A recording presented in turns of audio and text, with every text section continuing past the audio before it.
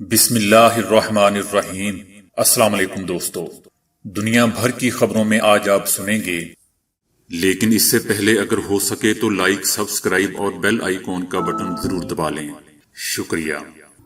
France میں قانون کے خلاف مظاہروں کا سلسلہ جاری۔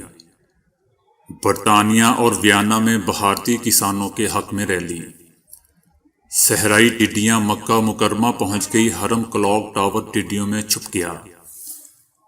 چائنا میں مارشل آرٹ کوچ کی حرکت پر پوری دنیا میں ہنگامہ۔ کورونا ویکسین بنانے والی 2 کمپنیاں صرف 1 سال میں کتنے ارب ڈالر کمائیں گی؟ پی ڈی ایم کا لاہور جلسہ اور وزیر اعظم عمران خان کا دن کیسے گزرا؟ مریم نواز کی ریلی میں زندہ شیر لانا مہنگا پڑ گیا۔ کراچی میں پولیس اہلکار ہی تاوان لینے میں ملوث نکلے۔ ہیڈ ماسٹر کا بچوں کی پڑھائی کی فکر پر انوکھا اقدام۔ خط بالآخر 51 سال بعد ڈی کوڈ کر لیا گیا۔ زیتون کا استعمال اور حیرت انگیز فوائد۔ امی ابو دونوں کا جنازہ ایک ساتھ اٹھا تو پورا محلہ کیسے شریک ہوا؟ تو آئیے چلتے ہیں اب خبروں کی تفصیل کی جانب۔ فرانس میں پولیس اصلاحات کے قانون کے خلاف مظاہروں کا سلسلہ جاری ہے۔ فرانس کے دارالحکومت پیرس میں ایک بار پھر ہزاروں افراد سڑکوں پر آ گئے، جبکہ مظاہرین نے احتجاج کے دوران سرکاری املاک کو بھی نقصان پہنچایا۔ دوستو، یاد رہے کہ فرانسیسی شہری گزشتہ 2 ہفتے سے اس متنازع قانون کے خلاف سراپے احتجاج ہیں۔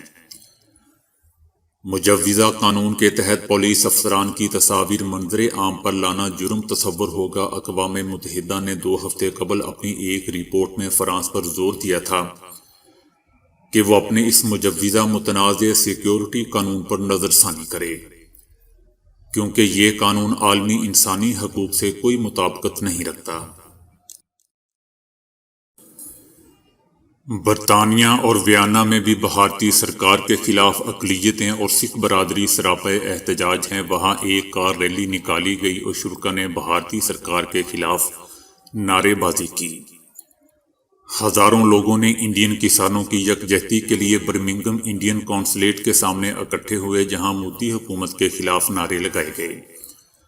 کار ریلی کا آغاز اقوام متحدہ UN کے ساتھ قریب ڈوناؤ روڈ سے شروع ہو کر پورے ویانا شہر کا چکر لگاتے ہوئے شہر کے وسط میں بھارتی سفارت خانے کے سامنے سے جب گزری تو کار ریلی میں انڈین مظاہرین نے مودی کے خلاف زبردست نعرے بازی کی اور گاڑیوں کے ہارن بجا کر مودی کے خلاف اپنے غصے کا اظہار کیا۔ کار ریلی میں سینکڑوں گاڑیوں اور ٹریکٹروں پر خواتین اور بچے بھی سوار تھے۔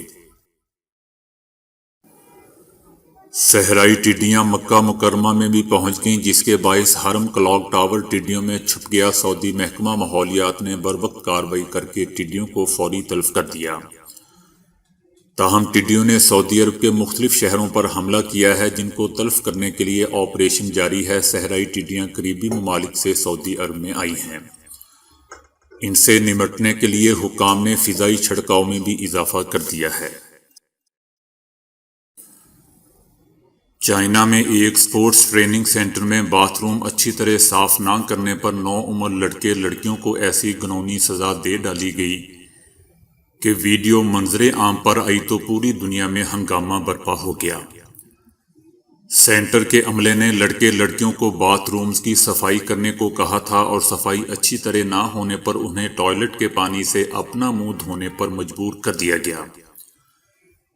وائرل ویڈیو میں لڑکے لڑکیوں کو کموڈ میں کھڑے غلیظ پانی سے اپنا منہ دھوتے ہوئے دیکھا جا سکتا ہے۔ دوستو، ایسی کوئی بھی وائرل ویڈیو میں اپنے چینل پر کاپی رائٹس کی وجہ سے نہیں دکھا سکتا۔ اگر آپ نے دیکھنی ہو تو فیس بک یا یوٹیوب پر سرچ کر کے دیکھ سکتے ہیں۔ بہرحال یہ افسوسناک واقعہ چائنا کے صوبے لیانگ میں پیش آیا ہے۔ والدین کی طرف سے الزام عائد کیا گیا ہے کہ مارشل آرٹس کوچ نے بچوں کو یہ غلیظ حرکت کرنے پر مجبور کیا۔ سینٹر انتظامیہ کی طرف سے جاری ایک بیان میں بتایا گیا ہے کہ بچوں کو اس کام پر مجبور کرنے والے کوچ کو نوکری سے نکال دیا گیا ہے۔ کورونا کی ویکسین بنانے والی کمپنیاں اس سے کتنی رقم کمائیں گی؟ اس حوالے سے وال سٹریٹ جرنل کی ایک رپورٹ میں تجزیہ کاروں نے حیران کن اندازہ بیان کر دیا ہے۔ تجزیہ کاروں کا کہنا ہے کہ فائزر اور ماڈرنا دونوں کمپنیاں کورونا کی ویکسین کی فروخت سے صرف 2021 میں $32 ارب تقریباً 51 کھرب 24 ارب روپے کمائیں گی۔ ان کے برعکس جانسن اینڈ جانسن نے اپنی ویکسین بغیر کسی منافع کے تقسیم کرنے کا اعلان کر رکھا ہے۔ تجزیہ کاروں کا کہنا ہے کہ فائزر اپنی اس ویکسین سے اس سال کے باقی ان چند دنوں میں $97 کروڑ 50 ہزار اور 2021 میں $19 ارب کمائے گی، جبکہ ماڈرنا اپنی ویکسین کے ذریعے آئندہ سال کے دوران $13 ارب 20 کروڑ کمائے گی۔ ماڈرنا ایک چھوٹی اور غیر معروف کمپنی تھی جس کی گزشتہ سال تمام سیل صرف $6 کروڑ کی رہی تھیں۔ تاہم کورونا ویکسین تیار کرنے کے بعد سے اس کمپنی کا نام پوری دنیا میں گونج رہا ہے اور اس کی آمدنی اربوں ڈالر میں پہنچنے کا تخمینہ لگایا جا رہا ہے۔ کل حکومت کے خلاف اپوزیشن جماعتیں لاہور میں جلسہ کر رہی تھیں، جبکہ دوسری طرف ایک وائرل تصویر میں بے فکر وزیر اعظم عمران خان اپنے دونوں چپاؤں کے درمیان میں کھڑے ہیں اور انہیں کھانے کے لیے کچھ ڈال رہے ہیں۔ ان کی ڈریسنگ سے بھی محسوس ہوتا ہے کہ ایکسرسائز سے کچھ دیر قبل یا بعد میں بنائی گئی ہے۔ ایک نجی ٹی وی چینل نے تصاویر شیئر کرتے ہوئے لکھا کہ جہاں ایک طرف پی ڈی ایم لاہور میں عمران خان کی حکومت الٹانے کے لیے سر توڑ کوشش کر رہی ہے، وہیں عمران خان بے فکر ہو کر شیروں اور ٹائیگروں کے ساتھ سنڈے منا رہے ہیں۔ جہاں ایک طرف اپوزیشن کو مینار پاکستان گراؤنڈ بھرنے کے لیے بندوں کی فکر لاحق ہے، تو دوسری طرف عمران خان اپنے شیروں کے ساتھ لطف اندوز ہو رہے ہیں۔ مریم نواز کی ریلی میں غیر قانونی طور پر شیر لانے کے خلاف محکمہ جنگلی حیاتیات نے کارروائی کی ہے اور 9 افراد کے خلاف مقدمہ درج کر کے شیر قبضے میں لے لیا ہے۔ جمعرات کے روز لاہور میں مسلم لیگ نون کی طرف سے ریلی نکالی گئی۔ ریلی کے دوران لکشمی چوک میں ایک مسلم لیگی کارکن زندہ شیر ریلی میں لے آیا۔ سوشل میڈیا پر شیر کی ویڈیوز شیئر ہونے پر پنجاب وائلڈ لائف اور پولیس حرکت میں آ گئی۔ 9 افراد کے خلاف مقدمہ درج کر کے شیر کو قبضے میں لے لیا۔ تاہم پولیس نے الگ کارروائی میں پبلک مقام پر شیر لا کر خوف و ہراس پھیلانے کے خلاف 2 افراد کو گرفتار بھی کر لیا۔ کراچی میں اغوا کر کے تاوان وصول کرنے میں پولیس کے ہی ملوث ہونے کا انکشاف ہوا ہے۔ ڈی ایس پی انویسٹیگیشن سعید آباد کے ملازم سمیت 3 ملزمان کو پولیس نے گرفتار کر لیا ہے۔ ملزمان نے ایک بلڈر کو پکڑ کر 15 لاکھ روپے تاوان وصول کیا تھا۔ کراچی پولیس چیف کہتے ہیں کہ ڈی ایس پی سعید آباد کو معطل کر دیا گیا ہے۔ پاکستان حیدرآباد کے سرکاری اسکول سے تعلق رکھنے والے ایک ہیڈ ماسٹر شاہ میر نے گلی گلی جا کر اسپیکر پر اعلان کیا کہ بچے اسکول آ کر اپنا گھر کا کام یعنی ہوم ورک لے جائیں۔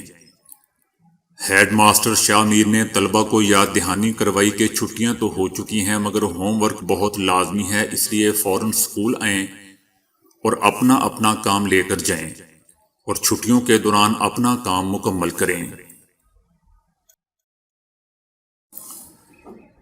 امریکہ میں 1965 اور 1959 کے دوران ایک آدمی نے کئی لوگوں کو جان سے مار دیا تھا اور اس کے بعد پولیس اور میڈیا کو کسی خفیہ زبان میں خطوط لکھتا رہا۔ نہ کبھی یہ نامعلوم آدمی پکڑا گیا اور نہ ہی اس کے بھیجے گئے یہ کوڈز کی زبان میں لکھے ہوئے خطوط پڑھے گئے۔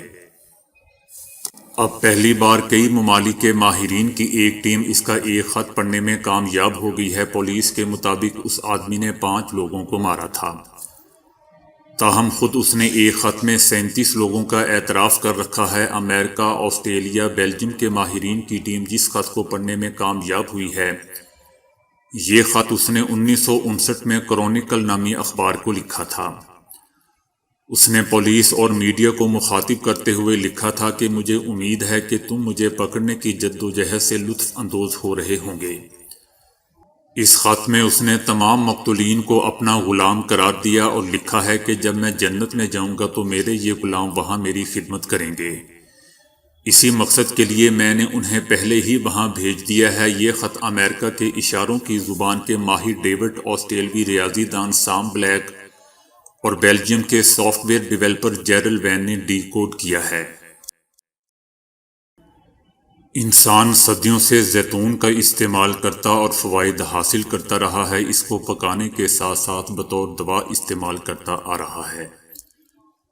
ابو علی سینا نے جن 64 ادویات کا ذکر کیا ہے ان میں زیتون کا تیل بھی شامل ہے۔ جدید دور کی مشینی زندگی نے جہاں انسان کو بہت سی آسائشیں مہیا کی ہیں، وہیں فطرت سے دور کر دیا ہے۔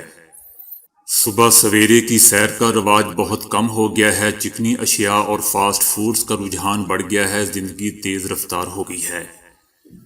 ذہنی دباؤ اور عصبی تناؤ میں اضافہ ہو گیا ہے۔ موٹاپا اور کولیسٹرول کا مسئلہ بڑھتا جا رہا ہے، جس سے امراض قلب میں اضافہ ہو رہا ہے۔ لیکن ان سب چیزوں کے ساتھ ساتھ ایک دفعہ پھر روغن زیتون کا استعمال بڑھتا جا رہا ہے۔ اس کی اصل زمین فلسطین اور شام ہے۔ یہیں سے یہ بحر روم کے باقی ماندہ علاقوں خصوصاً تیونس، اسپین، یونان، ترکی اور اٹلی میں پھیلا۔ یہاں سے امریکہ پہنچا اور اب زیتون کے درخت امریکہ، آسٹریلیا، جنوبی افریقہ میں بھی پائے جاتے ہیں۔ یہ پہاڑوں میں پھلتا پھولتا ہے اور اس کے پتے پورے سال موجود رہتے ہیں، جو اسے تر و تازہ اور پھلدار رکھتے ہیں۔ یہ درخت طویل عمر پاتا ہے۔ اسپین کی یہ کہاوت آج بھی ضرب المثل ہے کہ زیتون کا تیل تمام امراض کا علاج ہے۔ غذا میں روغن زیتون گھی، چربی اور مکھن سے بہتر ہے۔ جدید تحقیقات بھی یہی ثابت کرتی ہیں کہ زیتون جسم میں جا کر دوسری چربیوں کی صورت اختیار نہیں کرتا۔ اس لیے اس کا استعمال امراض قلب اور موٹاپے سے بچنے کے لیے مفید ہے۔ یہ واحد تیل ہے جو مالش کے ذریعے جسم میں جذب ہو جاتا ہے۔ حالیہ تحقیقات اس بات کی گواہ ہیں کہ جن علاقوں میں روغن زیتون کا استعمال ہوتا ہے یا جو لوگ روغن زیتون استعمال کرتے ہیں ان کے ہاں امراض قلب کی شرح بہت کم ہے۔ زیتون میں تقریباً 2/3 تیل پایا جاتا ہے جو کھانا پکانے کے لیے استعمال کیا جاتا ہے۔ اس کے علاوہ اسے بطور سلاد، چھوٹے بچوں کے مساج اور عطریات کے لیے بھی استعمال کیا جاتا ہے۔ یہ طویل عرصے تک خشک نہیں ہوتا اور نہ ہی بدبو پیدا کرتا ہے۔ روغن زیتون کولیسٹرول کو جسم میں جذب ہونے سے روکتا ہے اور خون کے اندر زہریلے مادے کو خارج کرتا ہے۔ یوں اسے سرطان یا کینسر کو ختم کرنے کی بھی اہمیت حاصل ہے۔ جلنے کے زخم پر زیتون کا تیل لگانے سے زخم جلد ٹھیک ہو جاتے ہیں۔ جاپان میں روغن زیتون کو آنتوں کے امراض میں مفید قرار دیا جاتا ہے۔ کسی سبب اگر ہڈیوں میں درد رہتا ہو تو روغن زیتون کی مالش سے آرام محسوس ہوتا ہے۔ جن کی ٹانگوں میں درد رہتا ہو وہ روغن زیتون نمک ملے نیم گرم پانی میں ٹپور کریں تو فائدہ ہوتا ہے۔ روغن زیتون مالش سے نہ صرف پٹھے مضبوط ہوتے ہیں بلکہ اعضاء کو تقویت ملتی ہے۔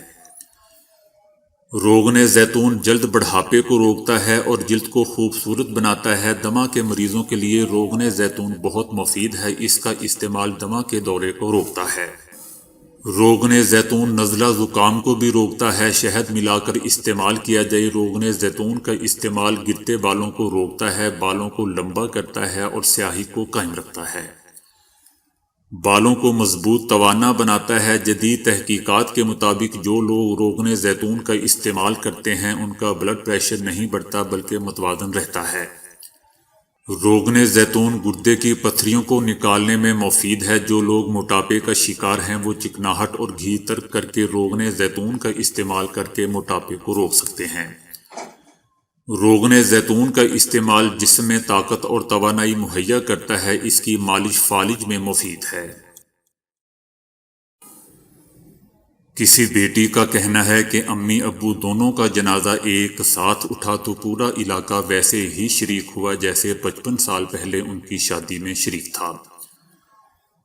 ایک بیٹی نے اپنے والدین سے متعلق یہ انکشاف کیا اور بتایا کہ میرے والدین کا انتقال منگل کے روز ہوا۔ دونوں نے مثالی ازواجی زندگی گزاری۔